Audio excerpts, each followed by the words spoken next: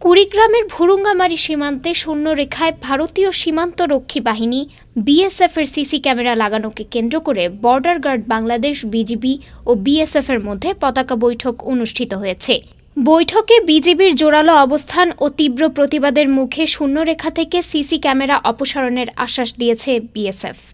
11 ফেব্রুয়ারি পাথরডুবি ইউনিয়নের দক্ষিণ বাঁশজানি সীমান্তে সকাল 11টা থেকে 1.5 ঘণ্টা ব্যাপী এই বৈঠক অনুষ্ঠিত হয়।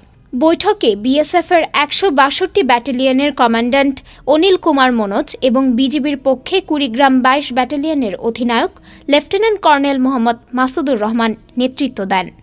পাথরডুবি ইউনিয়নের দক্ষিণ বাঁশজানি সীমান্তের আন্তর্জাতিক সীমানা পিলার 9S-এর 978 নম্বর সীমানা পিলারের পাশে শূন্যরেখার একটি ইউক্যালিপটাস গাছে 9 ফেব্রুয়ারি দিবাগত রাতে বাংলাদেশের দিকে তাক করে একটি সিসি ক্যামেরা স্থাপন করেন ভারতীয় বিএসএফ ছোট গারল ছড়া ক্যাম্পের সদস্যরা। 10 তারিখ সকালে স্থানীয়রা বিষয়টি বিজিবিকে জানালে বিএসএফকে ডেকে এর কড়া প্রতিবাদ জানায় বিজিবি। সিসি ক্যামেরা অপসারণ করতে বলে তারা।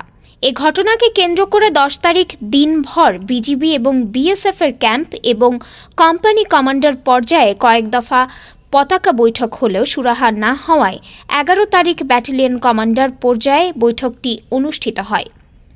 ডেস্ক রিপোর্ট, আজ বার্তা, ঢাকা।